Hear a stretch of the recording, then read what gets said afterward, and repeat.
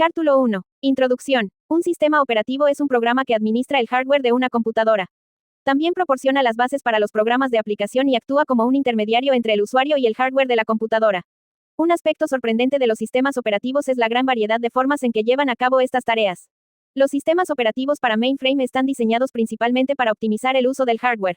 Los sistemas operativos de las computadoras personales, PC, soportan desde complejos juegos hasta aplicaciones de negocios. Los sistemas operativos para las computadoras de mano están diseñados para proporcionar un entorno en el que el usuario pueda interactuar fácilmente con la computadora para ejecutar programas. Por tanto, algunos sistemas operativos se diseñan para ser prácticos, otros para ser eficientes y otros para hacer ambas cosas. Antes de poder explorar los detalles de funcionamiento de una computadora, necesitamos saber algo acerca de la estructura del sistema. Comenzaremos la exposición con las funciones básicas del arranque, ES y almacenamiento. También vamos a describir la arquitectura básica de una computadora que hace posible escribir un sistema operativo funcional. Dado que un sistema operativo es un software grande y complejo, debe crearse pieza por pieza. Cada una de estas piezas deberá ser una parte bien diseñada del sistema, con entradas, salida y funciones cuidadosamente definidas. En este capítulo proporcionamos una introducción general a los principales componentes de un sistema operativo. Objetivos del capítulo. Proporcionar una visión general de los principales componentes de los sistemas operativos. Proporcionar una panorámica sobre la organización básica de un sistema informático. 1.1 ¿Qué hace un sistema operativo? Comenzamos nuestra exposición fijándonos en el papel del sistema operativo en un sistema informático global. Un sistema informático puede dividirse a grandes rasgos en 4 componentes: el hardware, el sistema operativo, los programas de aplicación y los usuarios. Figura 1.1. El hardware, la unidad central de procesamiento, UCP o CPU, Central Processing Unit, la memoria y los dispositivos de ES, entrada, salida, proporciona los recursos básicos de cómputo al sistema.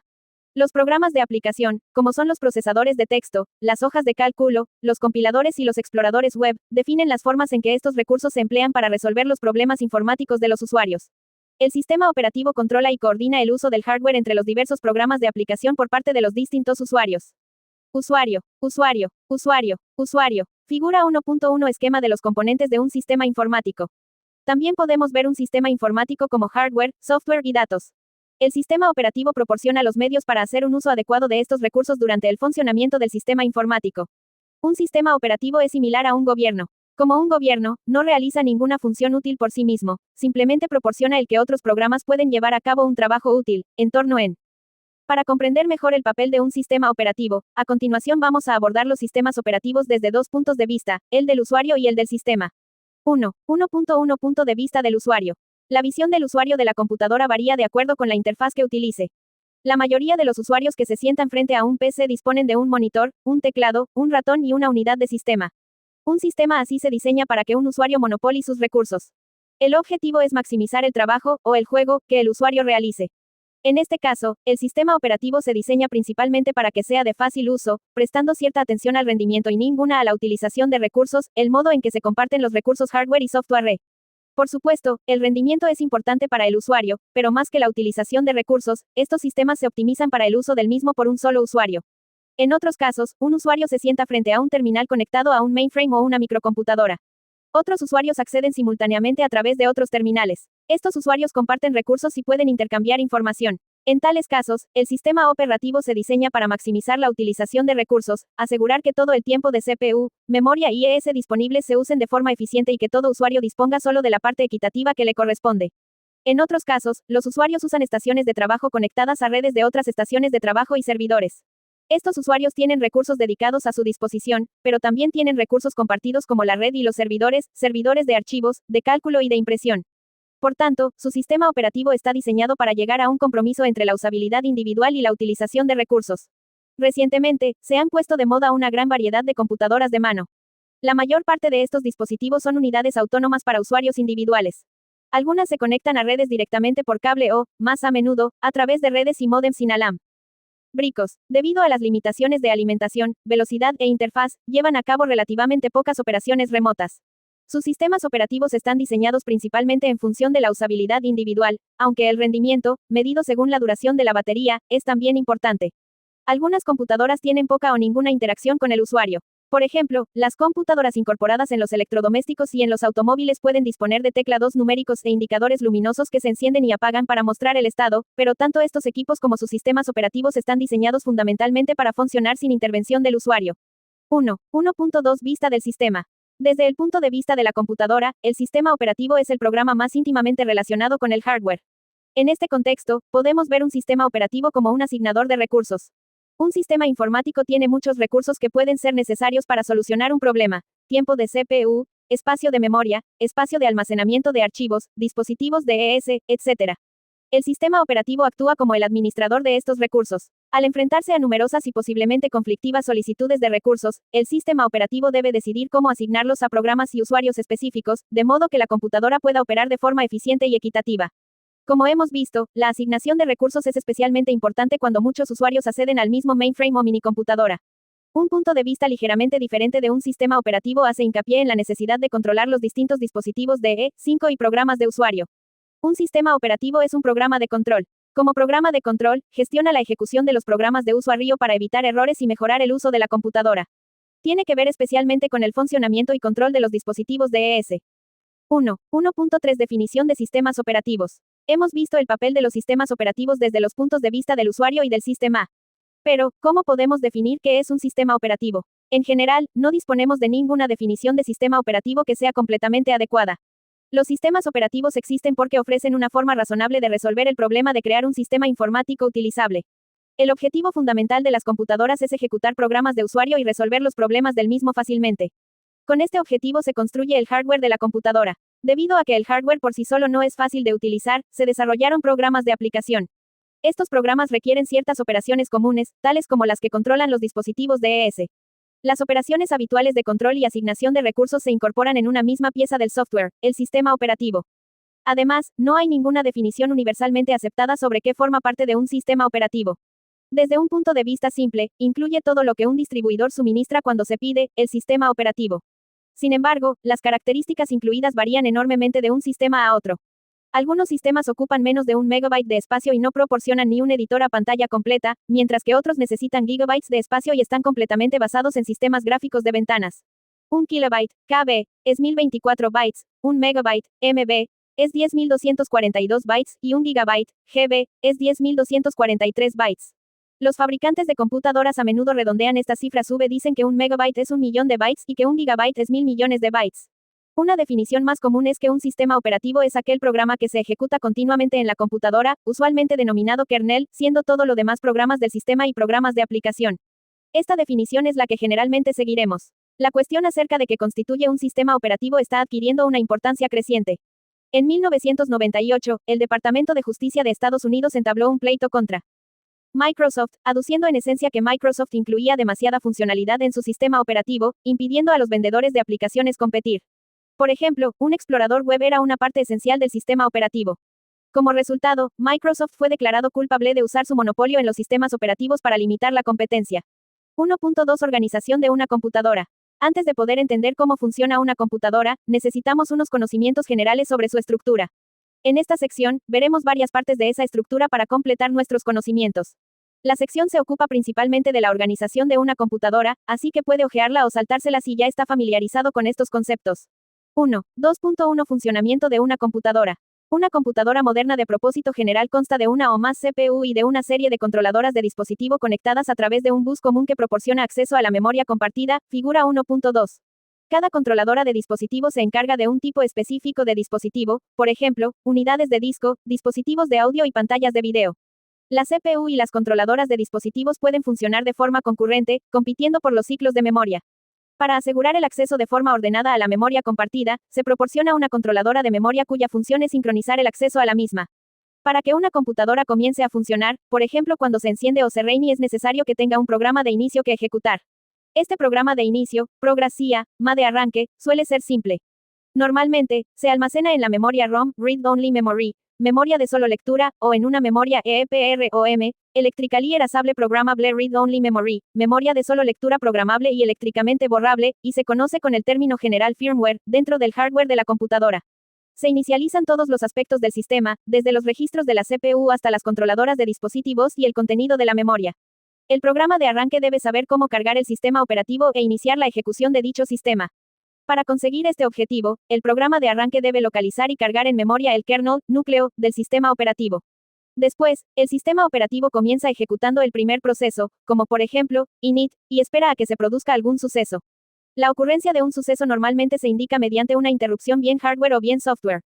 El hardware puede activar una interrupción en cualquier instante enviando una señal a la CPU, normalmente a través del bus del sistema.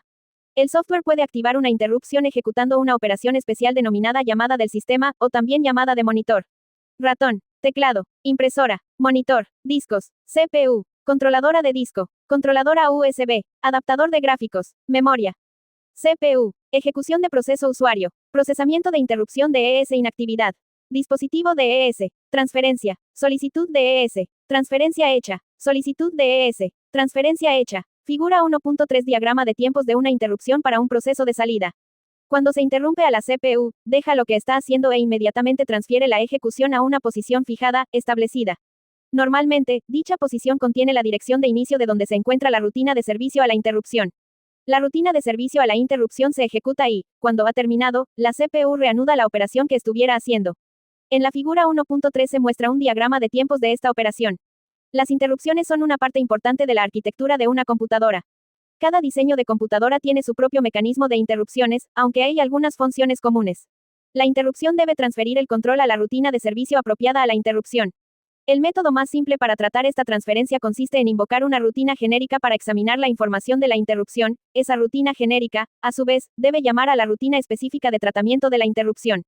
Sin embargo, las interrupciones deben tratarse rápidamente y este método es algo lento. En consecuencia, como solo es posible un número predefinido de interrupciones, puede utilizarse otro sistema, consistente en disponer una tabla de punteros a las rutinas de interrupción, con el fin de proporcionar la velocidad necesaria. De este propote modo, se llama a la rutina de interrupción de forma indirecta a través de la tabla, sin necesidad de una rutina intermedia. Generalmente, la tabla de punteros se almacena en la zona inferior de la memoria, las primeras 100 posiciones. Estas posiciones almacenan las direcciones de las rutinas de servicio a la interrupción para los distintos dispositivos. Esta matriz, o vector de interrupciones, de direcciones se indexa mediante un número de dispositivo unívoco que se proporciona con la solicitud de interrupción, para obtener la dirección de la rutina de servicio a la interrupción para el dispositivo correspondiente. Sistemas operativos tan diferentes como Windows y Unix manejan las interrupciones de este modo. La arquitectura de servicio de las interrupciones también debe almacenar la dirección de la instrucción interrumpida.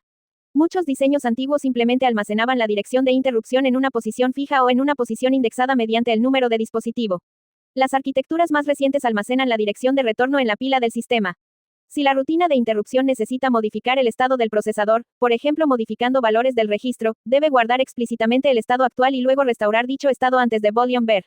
Después de atender a la interrupción, la dirección de retorno guardada se carga en el contador de programa y el cálculo interrumpido se reanuda como si la interrupción no se hubiera producido. 1. 2.2 Estructura de almacenamiento. Los programas de la computadora deben hallarse en la memoria principal, también llamada memoria RAM, Random Access Memory, memoria de acceso aleatorio, para ser ejecutados. La memoria principal es el único área de almacenamiento de gran tamaño, millones o miles de millones de bytes, a la que el procesador puede acceder directamente. Habitualmente, se implementa con una tecnología de semiconductores denominada DRAM, Dynamic Random Access Memory. Memoria dinámica de acceso aleatorio, que forma una matriz de palabras de memoria. Cada palabra tiene su propia dirección. La interacción se consigue a través de una secuencia de carga, load, o almacenamiento, store, de instrucciones en direcciones específicas de memoria. La instrucción load mueve una palabra desde la memoria principal a un registro interno de la CPU, mientras que la instrucción store mueve el contenido de un registro a la memoria principal. Aparte de las cargas y almacenamientos explícitos, la CPU carga automáticamente instrucciones desde la memoria principal para su ejecución. Un ciclo típico instrucción-ejecución, cuando se ejecuta en un sistema con una arquitectura de von Neumann, primero extrae una instrucción de memoria y almacena dicha instrucción en el registro de instrucciones. A continuación, la instrucción se decodifica y puede dar lugar a que se extraigan operandos de la memoria y se almacenen en algún registro interno. Después de ejecutar la instrucción con los necesarios operandos, el resultado se almacena de nuevo en memoria. Observe que la unidad de memoria solo ve un flujo de direcciones de memoria, no sabe cómo se han generado, mediante el contador de instrucciones, indexación, indirección, direcciones literales o algún otro medio, o qué son, instrucciones o datos. De acuerdo con esto, podemos ignorar cómo genera un programa una dirección de memoria. Solo nos interesaremos por la secuencia de direcciones de memoria generada por el programa en ejecución. Idealmente, es deseable que los programas y los datos residan en la memoria principal de forma permanente. Usualmente, esta situación no es posible por las dos razones siguientes. 1. Normalmente, la memoria principal es demasiado pequeña como para almacenar todos los programas y datos necesarios de forma permanente. 2. La memoria principal es un dispositivo de almacenamiento volátil que pierde su contenido cuando se quita la alimentación. Por tanto, la mayor parte de los sistemas informáticos proporcionan almacenamiento secundario como una extensión de la memoria principal. El requerimiento fundamental de este almacenamiento secundario es que se tienen que poder almacenar grandes cantidades de datos de forma permanente. El dispositivo de almacenamiento secundario más común es el disco magnético, que proporciona un sistema de almacenamiento tanto para programas como para datos. La mayoría de los programas, exploradores web, compiladores, procesadores de texto, hojas de cálculo, etc., se almacenan en un disco hasta que se cargan en memoria. Muchos programas utilizan el disco como origen y destino de la información que están procesando. Por tanto, la apropiada administración del almacenamiento en disco es de importancia crucial en un sistema informático, como veremos en el capítulo 12. Sin embargo, en un sentido amplio, la estructura de almacenamiento que hemos descrito, que consta de registros, memoria principal y discos magnéticos, solo es uno de los muchos posibles sistemas de almacenamiento. Otros sistemas incluyen la memoria caché, los CD-ROM, cintas magnéticas, etc. Cada sistema de almacenamiento proporciona las funciones básicas para guardar datos y mantener dichos datos hasta que sean recuperados en un instante posterior. Las principales diferencias entre los distintos sistemas de almacenamiento están relacionadas con la velocidad, el coste, el tamaño y la volatilidad. La amplia variedad de sistemas de almacenamiento en un sistema informático puede organizarse en una jerarquía, figura 1.4, según la velocidad y el coste.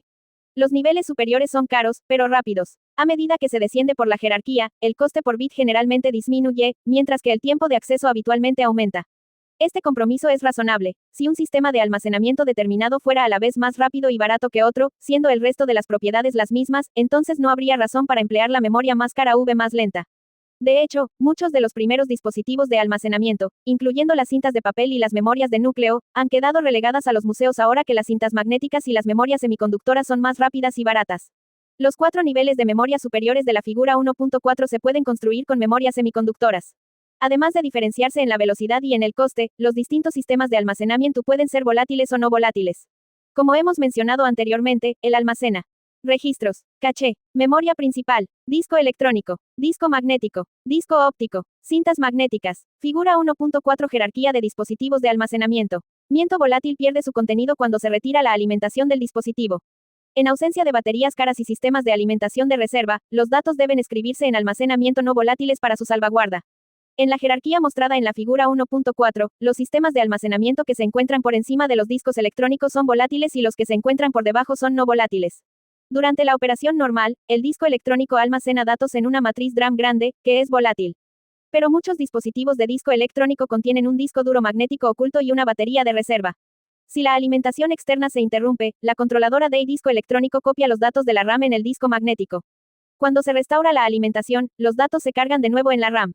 Otra forma de disco electrónico es la memoria flash, la cual es muy popular en las cámaras, los PDA, Personal Digital Assistant, y en los robots. Asimismo, está aumentando su uso como dispositivo de almacenamiento extraíble en computadoras de propósito general.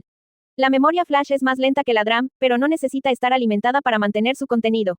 Otra forma de almacenamiento no volátil es la NVRAM, que es una DRAM con batería de reserva. Esta memoria puede ser tan rápida como una DRAM, aunque solo mantiene su carácter no volátil durante un tiempo limitado.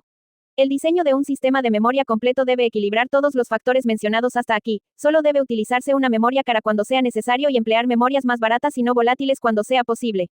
Se pueden instalar memorias caché para mejorar el rendimiento cuando entre dos componentes existe un tiempo de acceso largo o disparidad en la velocidad de transferencia. 1. 2.3 Estructura de ES. Los de almacenamiento son solo uno de los muchos tipos de dispositivos de ES que hay en un sistema informático.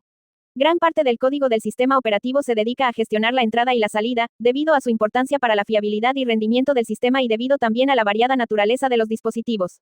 Vamos a realizar, por tanto, un repaso introductorio del tema de la ES. Una computadora de propósito general consta de una o más CPU y de múltiples controladoras de dispositivo que se conectan a través de un bus común. Cada controladora de dispositivo se encarga de un tipo específico de dispositivo. Dependiendo de la controladora, puede haber más de un dispositivo conectado. Por ejemplo, 7 o más dispositivos pueden estar conectados a la controladora SCSI, Small Computer System Interface, interfaz para sistemas informáticos de pequeño tamaño. Una controladora de dispositivo mantiene algunos búferes locales y un conjunto de registros de propósito especial. La controladora del dispositivo es responsable de transferir los datos entre los dispositivos periféricos que controla y su búfer local. Normalmente, los sistemas operativos tienen un controlador, driver, de dispositivo para cada controladora, controller, de dispositivo. Este software controlador del dispositivo es capaz de entenderse con la controladora hardware y presenta al resto del sistema operativo una interfaz uniforme mediante la cual comunicarse con el dispositivo. Al iniciar una operación de ES, el controlador del dispositivo carga los registros apropiados de la controladora hardware. Esta, a su vez, examina el contenido de estos registros para determinar qué acción realizar, como, por ejemplo, leer un carácter del teclado. La controladora inicia entonces la transferencia de datos desde el dispositivo a su buffer local. Una vez completada la transferencia de datos, la controladora hardware informa al controlador de dispositivo, a través de una interrupción, de que ha terminado la operación. El controlador devuelve entonces el control al sistema operativo, devolviendo posiblemente los datos, o un puntero a los datos, si la operación ha sido una lectura. Para otras operaciones, el controlador del dispositivo devuelve información de estado. Esta forma de ES controlada por interrupción resulta adecuada para transferir cantidades pequeñas de datos, pero representa un desperdicio de capacidad de proceso cuando se usa para movimientos masivos de datos, como en la ES de disco. Para resolver este problema, se usa el acceso directo a memoria, DMA, Direct Memory Access. Después de configurar buffers, punteros y contadores para el dispositivo de ES, la controladora hardware transfiere un bloque entero de datos entre su propio buffer y la memoria, sin que intervenga la CPU. Solo se genera una interrupción por cada bloque, para decir al controlador software del dispositivo que la operación se ha completado, en lugar de la interrupción por byte generada en los dispositivos de baja velocidad. Mientras la controladora hardware realiza estas operaciones, la CPU está disponible para llevar a cabo otros trabajos. Algunos sistemas de gama alta emplean una arquitectura basada en conmutador, en lugar de en bus. En estos sistemas, los diversos componentes pueden comunicarse con otros componentes de forma concurrente, en lugar de competir por los ciclos de un bus compartido. En este caso, hebra de ejecución, CPU, N. Cache, solitud de ES, interrupción, datos, ciclo de ejecución de instrucción. Movimiento datos, instrucciones datos, memoria, DMA, dispositivo, M. Figura 1.5 Funcionamiento de un sistema informático moderno. El acceso directo a memoria es incluso más eficaz. La figura 1.5 muestra la interacción de los distintos componentes de un sistema informático. 1.3 Arquitectura de un sistema informático. En la sección 1.2 hemos presentado la estructura general de un sistema informático típico. Un sistema informático se puede organizar de varias maneras diferentes, las cuales podemos clasificar de acuerdo con el número de procesadores de propósito general utilizados. 1. 3.1 Sistemas de un solo procesador. La mayor parte de los sistemas solo usan un procesador. No obstante, la variedad de sistemas de un único procesador puede ser realmente sorprendente, dado que van desde los PDA hasta los sistemas mainframe. En un sistema de un único procesador, hay una CPU principal capaz de ejecutar un conjunto de instrucciones de propósito general, incluyendo instrucciones de los procesos de usuario. Casi todos los sistemas disponen también de otros procesadores de propósito especial. Pueden venir en forma de procesadores específicos de un dispositivo, como por ejemplo un disco, un teclado o una controladora gráfica, o, en mainframes, pueden tener la forma de procesadores de propósito general, como procesadores de ES que transfieren rápidamente datos entre los componentes del sistema. Todos estos procesadores de propósito especial ejecutan un conjunto limitado de instrucciones y no ejecutan procesos de usuario. En ocasiones, el sistema operativo los gestiona, en el sentido de que les envía información sobre su siguiente tarea y monitoriza su estado. Por ejemplo, un microprocesador incluido en una controladora de disco recibe una secuencia de solicitudes procedentes de la CPU principal e implementa su propia cola de disco y su algoritmo de programación de tareas. Este método libera a la CPU principal del trabajo adicional de planificar las tareas de disco. Los PC contienen un microprocesador en el teclado para convertir las pulsaciones de tecla en códigos que se envían a la CPU. En otros sistemas o circunstancias, los procesadores de propósito especial son componentes de bajo nivel integrados en el hardware. El sistema operativo no puede comunicarse con estos procesadores, sino que estos hacen su trabajo de forma autónoma. La presencia de microprocesadores de propósito especial resulta bastante común y no convierte a un sistema de un solo procesador en un sistema multiprocesador. Si solo hay una CPU de propósito general, entonces el sistema es de un solo procesador. 1. 3.2 Sistemas multiprocesador. Aunque los sistemas de un solo procesador son los más comunes, la importancia de los sistemas multiprocesador, también conocidos como sistemas paralelos o sistemas fuertemente acoplados, está siendo cada vez mayor. Tales sistemas disponen de dos o más procesadores que se comunican entre sí, compartiendo el bus de la computadora y, en ocasiones, el reloj, la memoria y los dispositivos periféricos. Los sistemas multiprocesador presentan tres ventajas fundamentales. 1. Mayor rendimiento. Al aumentar el número de procesadores, es de esperar que se realice más trabajo en menos tiempo. Sin embargo, la mejora en velocidad con n procesadores no es n sino que es menor que n. Cuando múltiples procesadores cooperan en una tarea, cierta carga de trabajo se emplea en conseguir que todas las partes funcionen correctamente. Esta carga de trabajo, más la contienda por los recursos compartidos, reducen la ganancia esperada por añadir procesadores adicionales. De forma similar, n programadores trabajando simultáneamente no producen n veces la cantidad de trabajo que produciría un solo programador. 2. Economía de escala. Los sistemas multiprocesador pueden resultar más baratos que su equivalente con múltiples sistemas de un solo procesador, ya que pueden compartir periféricos, almacenamiento masivo y fuentes de alimentación. Si varios programas operan sobre el mismo conjunto de datos, es más barato almacenar dichos datos en un disco y que todos los procesadores los compartan, que tener muchas computadoras con discos locales y muchas copias de los datos. 3. Mayor fiabilidad. Si las funciones se pueden distribuir de forma apropiada entre varios procesadores, entonces el fallo de un procesador no hará que el sistema deje de funcionar, sino que solo se ralentizará. Si tenemos 10 procesadores y uno falla, entonces cada uno de los 9 restantes procesadores puede asumir una parte del trabajo del procesador que ha fallado. Por tanto, el sistema completo trabajará un 10% más despacio, en lugar de dejar de funcionar. En muchas aplicaciones, resulta crucial conseguir la máxima fiabilidad del sistema informático. La capacidad de continuar proporcionando servicio proporcionalmente al nivel de hardware superviviente se denomina degradación suave. Algunos sistemas van más allá de la degradación suave y se denominan sistemas tolerantes a fallos, dado que pueden sufrir un fallo en cualquier componente y continuar operando. Observe que la tolerancia a fallos requiere un mecanismo que permita detectar, diagnosticar y, posiblemente, corregir el fallo. El sistema HP Nonstop, ante sistema Tandem, duplica el hardware y el software para asegurar un funcionamiento continuado a pesar de los fallos. El sistema consta de múltiples parejas de CPU que trabajan sincronizadamente. Ambos procesadores de la pareja ejecutan cada instrucción y comparan los resultados. Si los resultados son diferentes, quiere decir que una de las CPU de la pareja falla y ambas dejan de funcionar. El proceso que estaba en ejecución se transfiere a otra pareja de CPU y la instrucción fallida se reinicia. Esta solución es cara, dado que implica hardware especial y una considerable duplicación del hardware. Los sistemas multiprocesador actualmente utilizados son de dos tipos. Algunos sistemas usan el multiprocesamiento asimétrico, en el que cada procesador se asigna a una tarea específica. Un procesador maestro controla el sistema y el resto de los procesadores esperan que el maestro les dé instrucciones o tienen asignadas tareas predefinidas. Este esquema define una relación maestro-esclavo. El procesador maestro planifica el trabajo de los procesadores esclavos y se lo asigna. Los sistemas más comunes utilizan el multiprocesamiento simétrico, SMP, en el que cada procesador realiza todas las tareas correspondientes al sistema operativo. En un sistema SMP, todos los procesadores son iguales, no existe una relación maestro-esclavo entre los procesadores. La figura 1.6 ilustra una arquitectura SMP típica. Un ejemplo de sistema SMP es Solaris, una versión comercial de Unix diseñada por Sun Microsystems. Un sistema Sun se puede configurar empleando docenas de procesadores que ejecuten Solaris.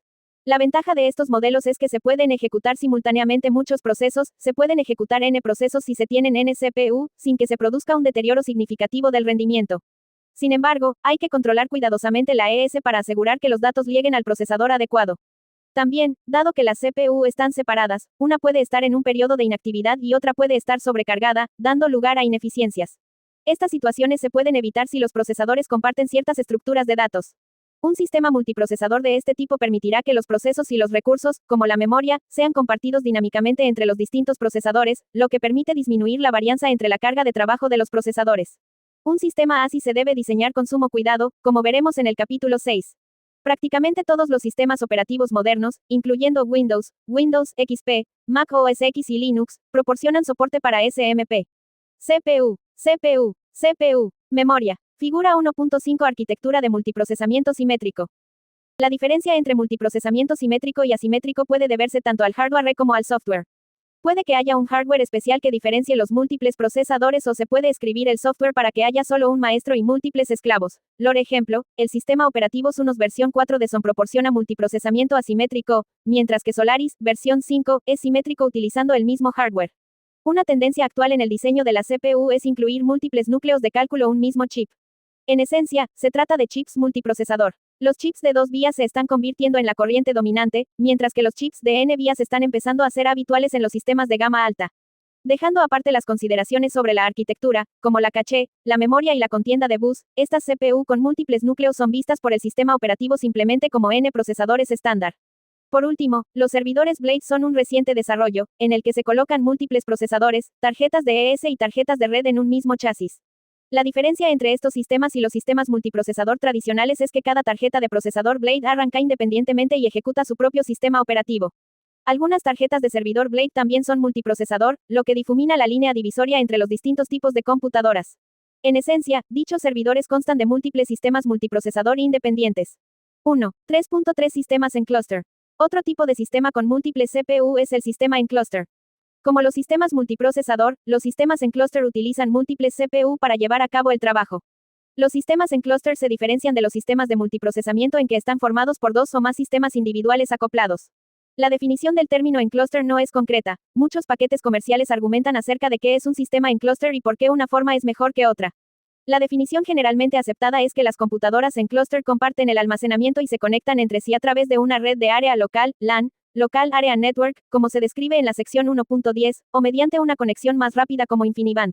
Normalmente, la conexión en clúster se usa para proporcionar un servicio con alta disponibilidad, es decir, un servicio que funcionará incluso si uno o más sistemas del clúster fallan.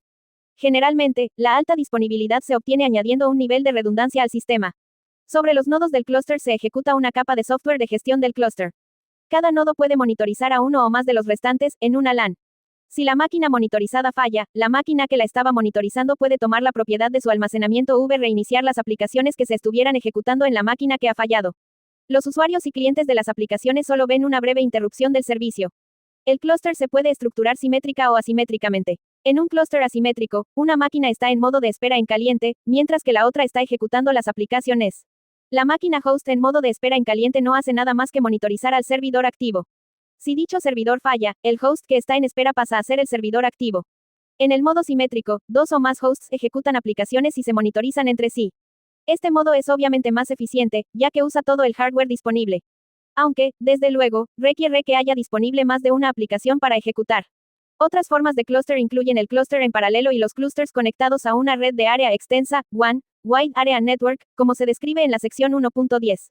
Los clústeres en paralelo permiten que múltiples hosts accedan a unos mismos datos, disponibles en el almacenamiento compartido. Dado que la mayoría de los sistemas operativos no soportan el acceso simultáneo a datos por parte de múltiples hosts, normalmente los clústeres en paralelo requieren emplear versiones especiales de software y versiones especiales de las aplicaciones. Por ejemplo, Oracle Parallel Server es una versión de la base de datos de Oracle que se ha diseñado para ejecutarse en un clúster paralelo. Cada una de las máquinas ejecuta Oracle y hay una capa de software que controla el acceso al disco compartido. Cada máquina tiene acceso total a todos los datos de la base de datos. Para proporcionar este acceso compartido a los datos, el sistema tiene que proporcionar mecanismos de control de acceso y de bloqueo, para asegurar que no se produzcan conflictos entre las operaciones. Esta función, conocida habitualmente como DLM, Distributed Lock Manager, gestor de bloqueos distribuido, está incluida en algunas tecnologías de clúster. La tecnología de implementación de clústeres está cambiando rápidamente. Algunos productos de clúster permiten interconectar docenas de sistemas en un mismo clúster, así como conectar en clúster una serie de nodos que estén separados por muchos kilómetros. Muchas de estas mejoras han sido posibles gracias a las redes de área de almacenamiento o redes SAN, Storage Area Network, que se describen en la sección 12, 3.3 y que permiten conectar muchos sistemas a una misma batería de almacenamiento. Si las aplicaciones y sus datos se almacenan en la red SAN, entonces el software de gestión del clúster puede asignar la aplicación para que se ejecute en cualquier host que esté conectado a la SAN. Si el host falla, entonces cualquier otro host puede sustituirle. En un clúster de base de datos, docenas de hosts pueden compartir la misma base de datos, incrementando enormemente el rendimiento y la fiabilidad. 1.4 Estructura de un sistema operativo. Ahora que hemos visto la información básica sobre la arquitectura y organización de un sistema informático, estamos preparados para hablar sobre los sistemas operativos. Un sistema operativo proporciona el entorno en el cual se ejecutan los programas. Internamente, los sistemas operativos varían enormemente en su composición, ya que se organizan a lo largo de muchas líneas diferentes. Sin embargo, tienen muchas características comunes, que consideraremos en esta sección. Uno de los aspectos más importantes de los sistemas operativos es la capacidad para multiprogramar. En general, un solo usuario no puede mantener la CPU o los dispositivos de ES ocupados continuamente. La multiprogramación incrementa el uso de la CPU organizando los trabajos, código y datos, de modo que la CPU siempre tenga uno que ejecutar. La idea es la siguiente: el sistema operativo mantiene en memoria simultáneamente varios trabajos, figura 1.7. Este conjunto de trabajos puede ser un subconjunto de los trabajos guardados en la cola de trabajos, la cual contiene todos los trabajos que entran en el sistema, dado que el número de trabajos que puede mantenerse simultáneamente en memoria es normalmente menor que el ne que nun traitorer la cola de trabajos, fluema operativa toma v comienza. Cuando dicho trabajo tiene que esperar, la CPU conmuta a otro trabajo, y así sucesivamente. Cuando el primer trabajo deja de esperar, vuelve a obtener la CPU. Mientras haya al menos un trabajo que necesite ejecutarse, la CPU nunca estará inactiva. Esta idea también se aplica en otras situaciones de la vida. Por ejemplo, un abogado no trabaja para un único cliente cada vez. Mientras que un caso está a la espera de que salga el juicio o de que se rellenen determinados papeles, el abogado puede trabajar en otro caso. Si tiene bastantes clientes, el abogado nunca estará inactivo debido a falta de trabajo. Los abogados inactivos tienden a convertirse en políticos, por lo que los abogados que se mantienen ocupados tienen cierto valor social. Los sistemas multiprogramados proporcionan un entorno en el que se usan de forma eficaz los diversos recursos del sistema, como por ejemplo la CPU, la memoria y los periféricos, aunque no proporcionan la interacción del usuario con el sistema informático. El tiempo compartido, o multitarea, es una extensión lógica de la multiprogramación. En los sistemas de tiempo compartido, la CPU ejecuta múltiples trabajos conmutando entre ellos, pero las conmutaciones se producen tan frecuentemente que los usuarios pueden interactuar con cada programa mientras este está en ejecución. El tiempo compartido requiere un sistema informático interactivo, que proporcione comunicación directa entre el usuario y el sistema. El usuario suministra directamente instrucciones al sistema operativo o a un programa, utilizando un dispositivo de entrada como un teclado o un ratón, y espera los resultados intermedios en un dispositivo de salida. De acuerdo con esto, el tiempo de respuesta debe ser pequeño, normalmente menor que un segundo. Un sistema operativo de tiempo compartido permite que muchos usuarios compartan simultáneamente la computadora. Dado que el tiempo de ejecución de cada acción o comando en un sistema de tiempo compartido tiende a ser pequeño, solo es necesario un tiempo pequeño de CPU para cada usuario. Puesto que el sistema cambia rápidamente de un usuario al siguiente, cada usuario tiene la impresión de que el sistema informático completo está dedicado a él, incluso aunque esté siendo compartido por muchos usuarios. Un sistema de tiempo compartido emplea mecanismos de multiprogramación y de planificación de la CPU para proporcionar a cada usuario una pequeña parte de una computadora de tiempo compartido. Cada usuario tiene al menos un programa distinto en memoria. Un programa cargado en memoria y en ejecución se denomina proceso.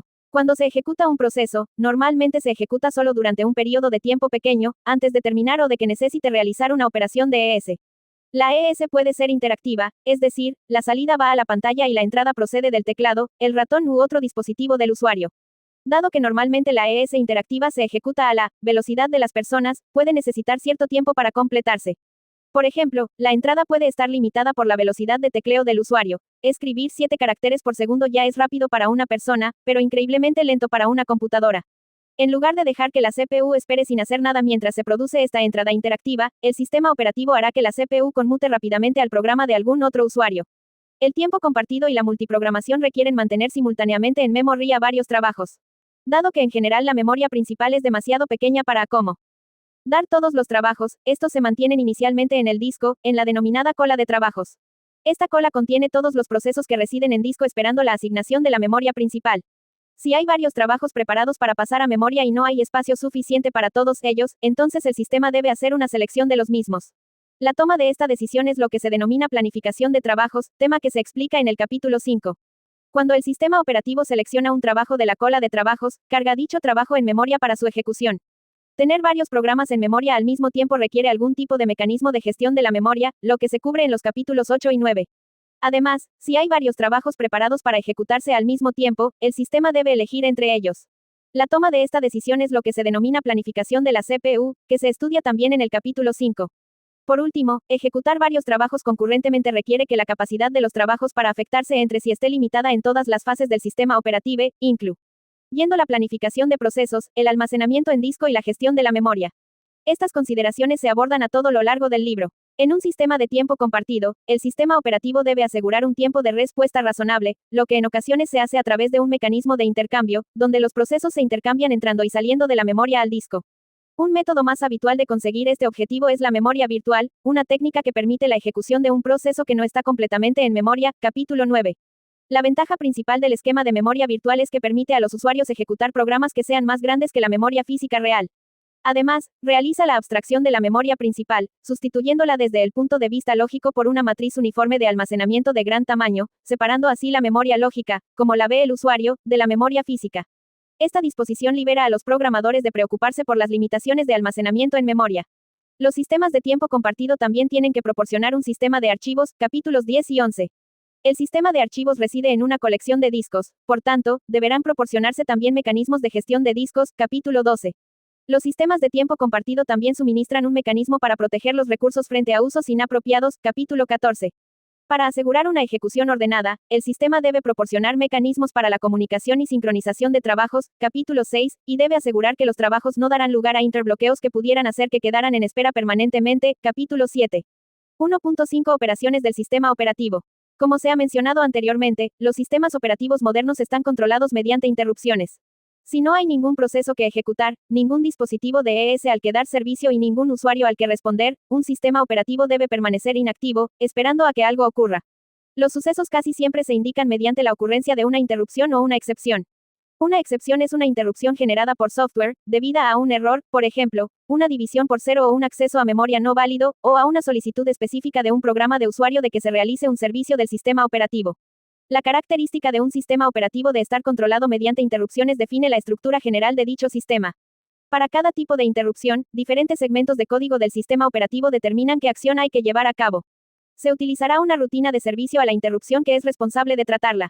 Dado que el sistema operativo y los usuarios comparten los recursos hardware y software del sistema informático, necesitamos asegurar que un error que se produzca en un programa de usuario solo genere problemas en el programa que se estuviera ejecutando. Con la compartición, muchos procesos podrían verse afectados negativamente por un fallo en otro programa. Por ejemplo, si un proceso entra en un bucle infinito, este bucle podría impedir el correcto funcionamiento de muchos otros procesos. En un sistema de multiprogramación se pueden producir errores más sutiles, pudiendo ocurrir que un programa erróneo modifique otro programa, los datos de otro programa o incluso al propio sistema operativo. Sin protección frente a este tipo de errores, o la computadora solo ejecuta un proceso cada vez o todas las salidas deben considerarse sospechosas. Un sistema operativo diseñado apropiadamente debe asegurar que un programa incorrecto, o malicioso, no pueda dar lugar a que otros programas se ejecuten incorrectamente. 1. 5.1 Operación en modo dual. Para asegurar la correcta ejecución del sistema operativo, tenemos que poder distinguir entre la ejecución del código del sistema operativo y del código definido por el usuario. El método que usan la mayoría de los sistemas informáticos consiste en proporcionar soporte hardware que nos permita diferenciar entre varios modos de ejecución. Como mínimo, necesitamos dos modos diferentes de operación: modo usuario y modo kernel, también denominado modo de supervisor, modo del sistema o modo privilegiado. Un bit, denominado bit de modo, se añade al hardware de la computadora para indicar el modo actual, kernel, 0, o usuario, 1. Con el bit de modo podemos diferenciar entre una tarea que se ejecute en nombre del sistema operativo y otra que se ejecute en nombre del usuario. Cuando el sistema informático está ejecutando una aplicación de usuario, el sistema se encuentra en modo de usuario.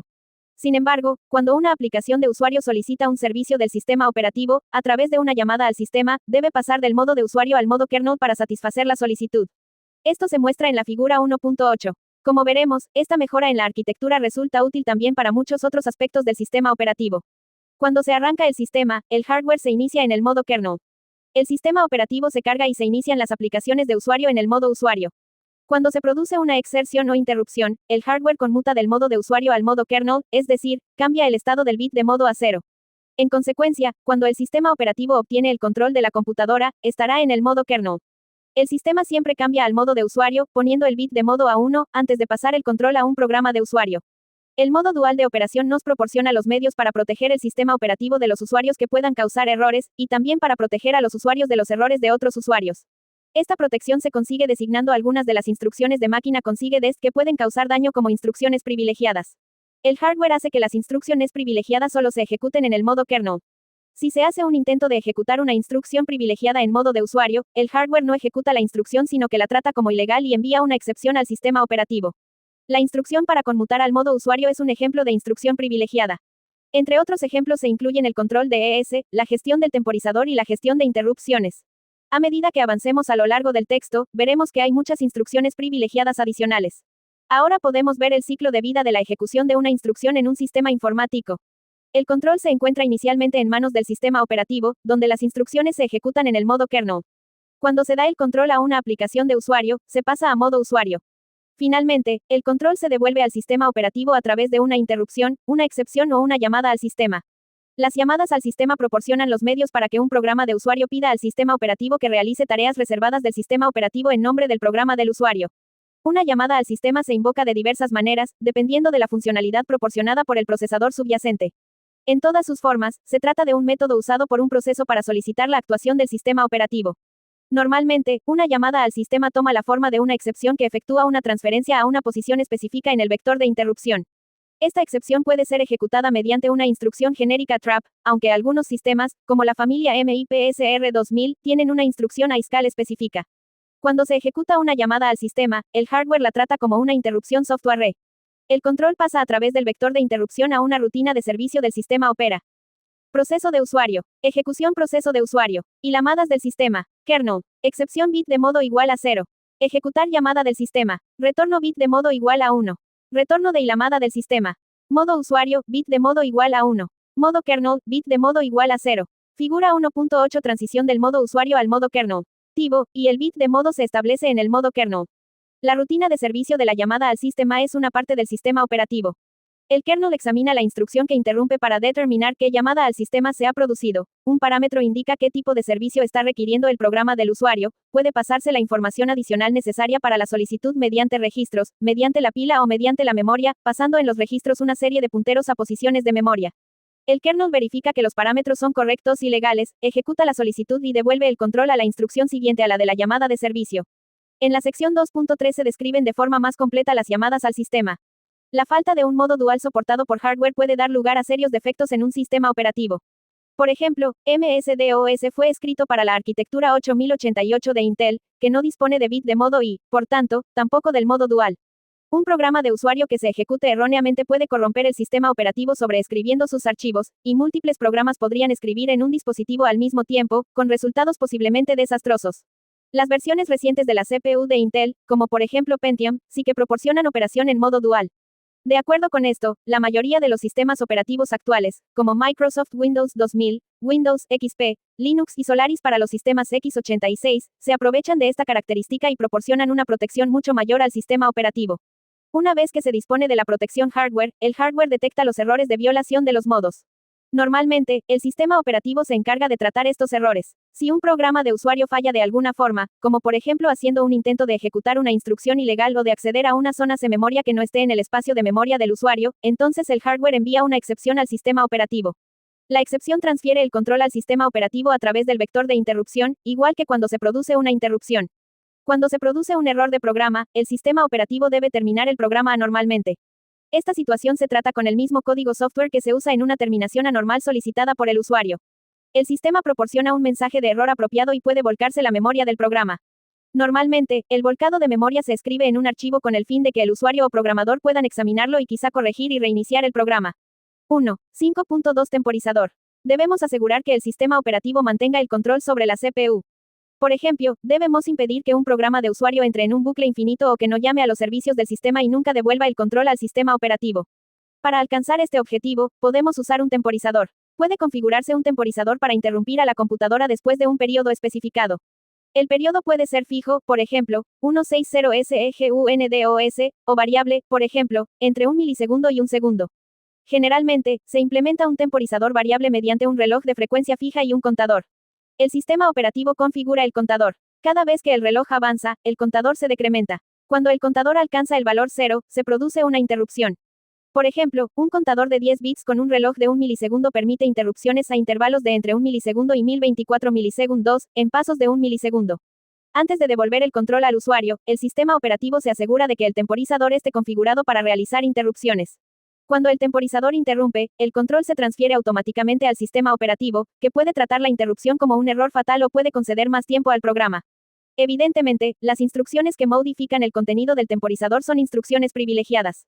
Por tanto, podemos usar el temporizador para impedir que un programa de usuario se esté ejecutando durante un tiempo excesivo.